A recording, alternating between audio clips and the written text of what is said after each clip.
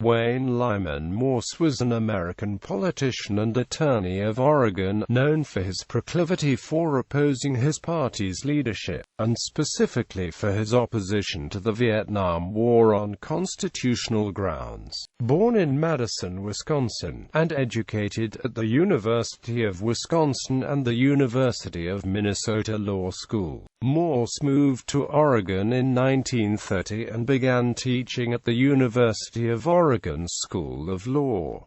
During World War II, he was elected to the U.S. Senate as a Republican. He became an independent after Dwight D. Eisenhower's election to the presidency in 1952.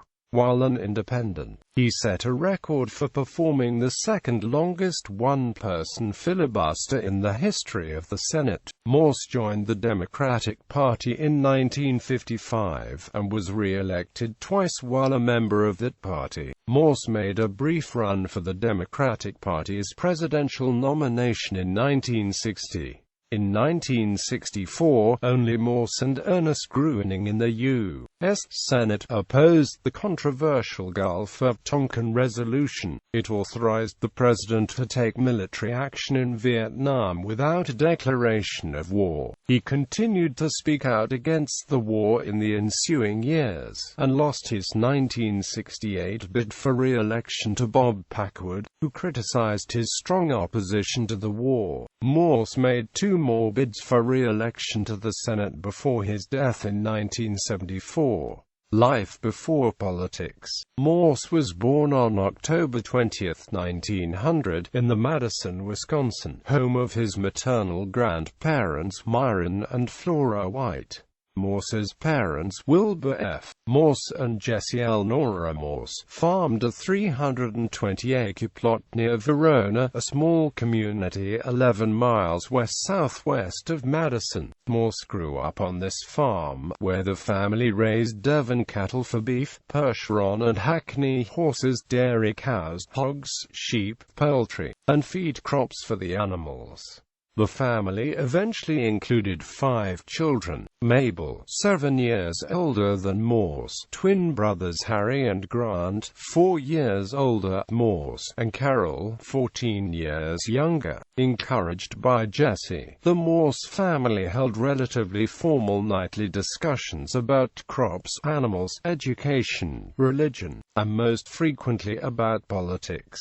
Like many of the neighbors, the family was progressive and discussed ideas championed by Robert M. La Follette Sr., a leader of the progressive movement who served as Wisconsin's governor from 1900 to 1906 and thereafter as a member of the U.S. Senate. During these family discussions, Morse developed debating skills and strong opinions about political corruption, corporate domination, labor rights, women's suffrage, education, and, on a personal level, hard work and sobriety. Morse and his siblings began their education in a one-room school near Verona. However, the Morse parents, particularly Jessie, shared the progressive belief that improvement of self and society came through good education, and they had made the schools in Madison. After Morse finished 2nd grade, his parents enrolled him in Longfellow School in Madison, to which Morse commuted 22 miles round-trip daily by riding relay on 3 of the family's smaller horses. After 8th grade, Morse attended Madison High School, where he became class president and debating club president, and placed academically among the top 10 in his graduating class.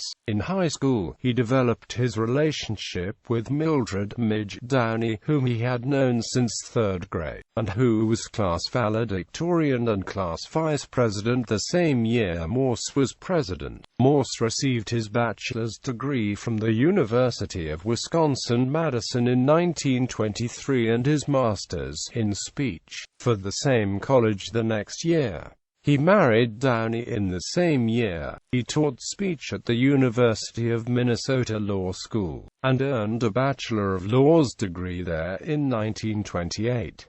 He held a reserve commission as second lieutenant, Field Artillery, U.S. Army, from 1923 to 1929, and was a member of the Pi Kappa Alpha fraternity. Morse became an assistant professor of law at the University of Oregon School of Law in 1929. Within 9 months, he became an associate professor and then dean of the law school. At age 31, this made him the youngest dean of any law school accredited by the American Bar Association. He became full professor of law in 1931. He completed his doctorate in law at Columbia Law School in 1932. He served on many public commissions over the following years, including a Roosevelt appointment to settle labor disputes that threatened to halt production of Navy ships during World War II. Election to the U.S. Senate in 1944. Morse won the Republican primary election for senator, unseating incumbent Rufus C. Holman, and then the general election that November. Once in Washington, D.C., he revealed his progressive roots, to the consternation of his more conservative Republican peers. He was outspoken in his opposition to the Taft-Hartley Act of 1947, which concerned labor relations. Morse was re-elected in 1950. Earlier in that year, he was one of the 6 senators who supported Margaret Chase Smith's Declaration of Conscience, which criticized the tactics of McCarthyism. In protest of Dwight Eisenhower's selection of Richard Nixon as his running mate, Morse left the Republican Party in 1952.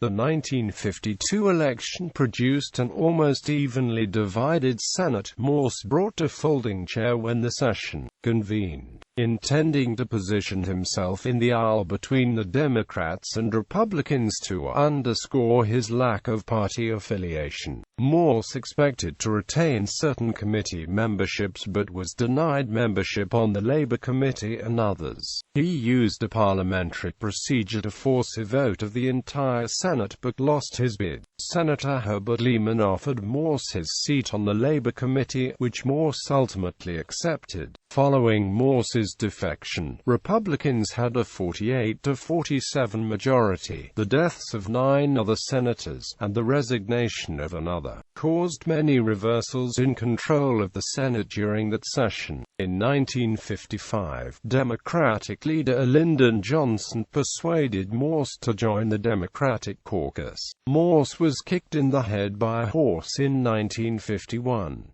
He sustained major injuries. The kick tore his lips nearly off, fractured his jaw in 4 places, knocked out most of his upper teeth, and loosened several others. In 1953, Morse conducted a filibuster for 22 hours and 26 minutes protesting the Tidelands oil legislation, which at the time was the longest one-person filibuster in U.S. Senate history. After a term as an independent, during which he campaigned heavily for Democratic U.S. Senate nominee Richard Neuberger in 1954, Morse switched to the Democratic Party in 1955. Despite these changes in party allegiance, for which he was branded a maverick, Morse won re-election to the United States Senate in 1956.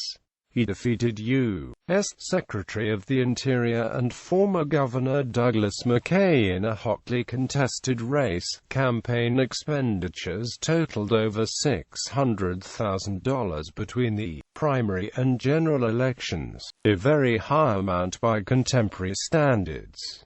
In 1959, Morse opposed Eisenhower's appointment of Clare Boothe Luce as ambassador to Brazil. Morse, who had known Luce for many years, chastised Luce for her criticism of Franklin D. Roosevelt. Although the Senate confirmed Luce's appointment in a 79-11 vote, Luce retaliated against him. In her acceptance speech to the Senate, Luce commented that her troubles with Senator Morse were attributable to the injuries he sustained from being kicked by a horse in 1951.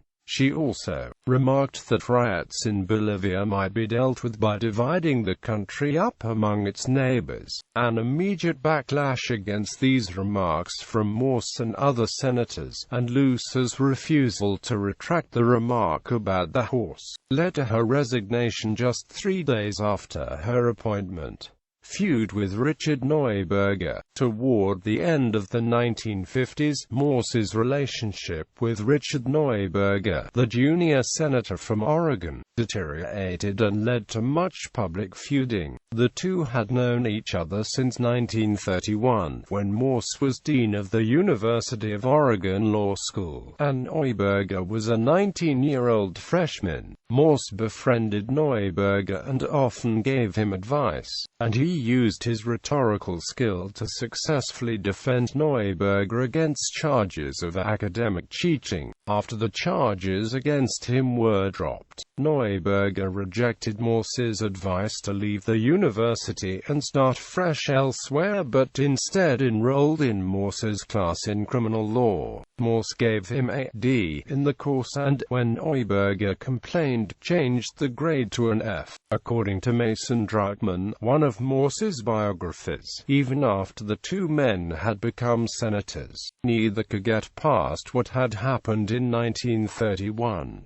Whatever his accomplishments, Druckmann writes, Neuberger was to Morse a man flawed in character, while Neuberger could not forgive Morse either for propelling him out of law school, or for having had to protect him in the honor proceedings. Morse later helped Neuberger, who won his Senate seat in 1954 by only 2,462 votes out of more than 500,000 cast. But he also continued to give Neuberger advice that was not always appreciated. "I don't think you should scold me so much," said Neuberger, as quoted by Druckmann in a letter to Morse during the 1954 campaign. By 1957, the relationship had deteriorated to the point where, rather than talking face-to-face, the senators exchanged angry letters delivered almost daily by messenger between offices in close proximity.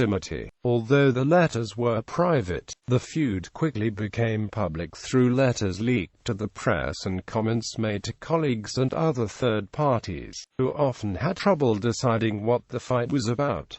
Druckmann describes the feud as a classic struggle of dominating father and rebellious son locked in the age-old fight for supremacy. The feud ended only with Neuberger's death from a stroke in 1960. 1960 run for president. Morse was a late entry in the race for the Democratic nomination for president in 1960. It began unofficially at a 1959 press conference held at the state capitol in Salem by local resident Gary Neal and other Morse supporters.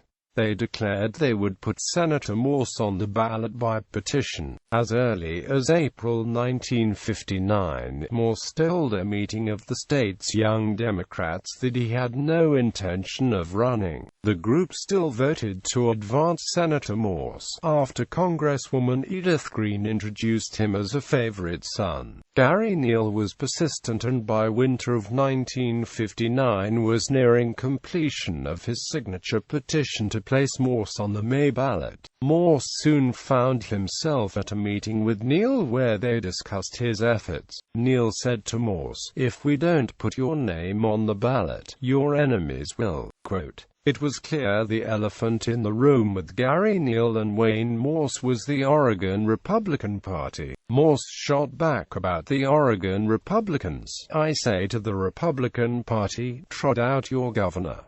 I'm ready to take him on." On December 22, 1959, Wayne Morse announced his candidacy for the presidency of the United States of America. He said at his announcement, "Although I would have preferred not to have entered the Oregon race, I shall not run away from a good political fight if it is inevitable."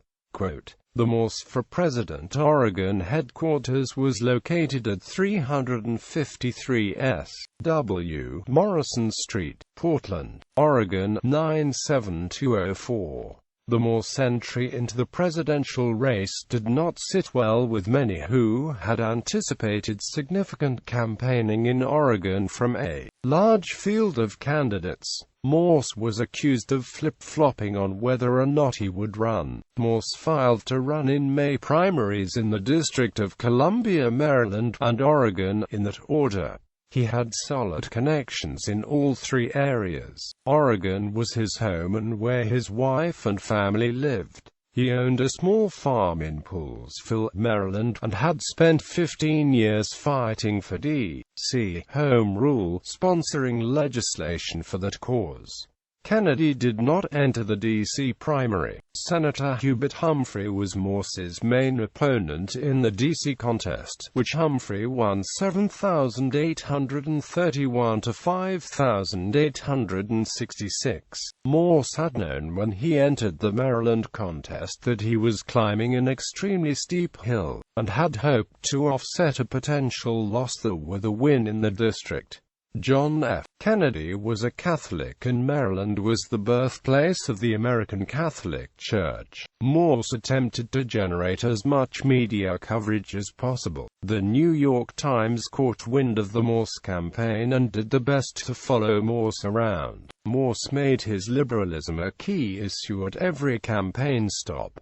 His remarks in Cumberland, Maryland suggest that Kennedy was anything but a liberal. When the Eisenhower administration took office, one of its first objectives was to riddle the tax code with favors for big business, and it did so, with the help of the senator from Massachusetts. We need a candidate who will reverse the big money and big business domination of government. We need a courageous candidate who will stand up and fight the necessary political battle for the welfare of the average American. Kennedy has never been willing to do that. As Morse had predicted, he lost to Kennedy in Maryland. Morse continued to pursue his liberalism strategy as the campaign moved to his home turf. Oregon Democrats prepared for a showdown between Morse and Kennedy, although 5 candidates would appear on the Oregon ballot. Humphrey, to this point Kennedy's main challenger in the primaries, had lost badly to Kennedy in West Virginia and had dropped out of the race. The Kennedy campaign began to focus on Oregon. Its workers repeatedly denied that Morse was a serious candidate, but to make sure of a win, the campaign sent Rose Kennedy and Ted Kennedy to speak in Oregon and outspent Morse $54,000 to $9,000. Morse often found himself responding to Kennedy's claim that he was not a serious candidate by proclaiming, "I'm a dead serious candidate." Quote, quietly. Oregon Democrats began to worry about what a loss for Morse would mean in 1962 against possible Republican challenger Governor Mark Hatfield. Morse would use this to his advantage to help sway undecided Democrats, claiming that if he lost in the primary, it would certainly help Republicans defeat him in 1962. Kennedy brushed off this argument by claiming that regardless of the outcome of the presidential primary, the people of Oregon had a tremendous respect for Wayne Morse and would send him back to the Senate, and that he would even come back to Oregon in 1962 to campaign for him. On Election Day, Morse came up roughly 50,000 votes short of defeating Kennedy. Morse abandoned his presidential race that same week. Morse largely sat out the rest of the 1960 campaign. He even opted out of going to the 1960 Democratic National Convention. Instead, he sat at home and watched it on television from Eugene.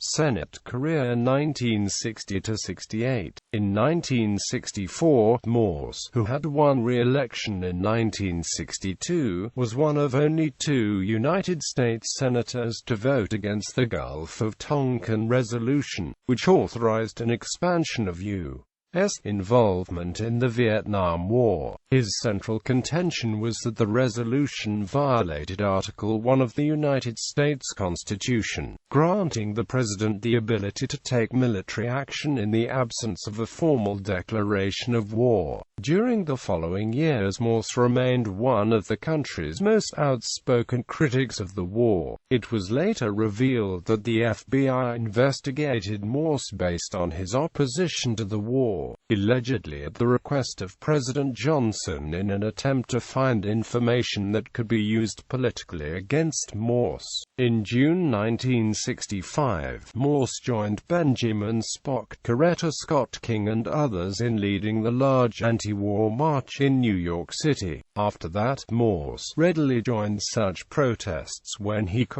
and eagerly called upon others to participate. In the 1966 U.S. Senate election, he angered many in his own party for supporting Oregon's Republican Governor Mark Hatfield over the Democratic nominee, Congressman Robert Duncan, in that year's Senate election. Due to Duncan's support of the Vietnam War, Hatfield won that race, and Duncan then challenged Morse in the 1968 Democratic senatorial primary. Morse won re-nomination, but only by a narrow margin. Morse lost his seat in the 1968 general election to State Representative Bob Packwood, who criticized Morse's opposition to continued funding of the war as being reckless, and as distracting him from other issues of importance to the state. Packwood won by a mere 3,500 votes, less than 0.5% of the total votes cast. Post-Senate career, Morse spent most of the remaining years of his life attempting to regain his membership in the U.S. Senate. His first attempt since being defeated in 1968 was in 1972. He won the Democratic primary against his old foe, Robert Duncan. In the general election, he lost to the incumbent Mark Hatfield, the Republican incumbent whom he had endorsed in 1966 over fellow Democrat Duncan because of Hatfield's shared opposition to the war in Vietnam, but which had become for Morse, according to his principal biographer, a dismissible virtue in 1972. In that same year, following the withdrawal of Thomas Eagleton from the National Democratic ticket, a mini-convention was called to confirm Sergeant Shriver as George McGovern's vice-presidential running mate. Although most of the delegates voted for Shriver, Oregon cast 4 of its 34 votes for Morse. On March 19, 1974, Morse, at age 73, filed the paperwork to seek the Democratic nomination for the Senate seat he had lost 6 years before. 3 other Oregon Democrats filed to run against Morse in the 1974 Democratic primary election on May 28 and made Morse's age a key campaign issue. His most prominent opponent was Oregon Senate President Jason Bowe. The New York Times said in an editorial that Morse would serve the state with fierce integrity if elected. Morse managed to defeat Bowe in the primary and began preparing for the general election. On July 21, 1974, Morse was hospitalized at Good Samaritan Hospital in Portland due to kidney failure and was listed in critical condition. Morse died on July 22,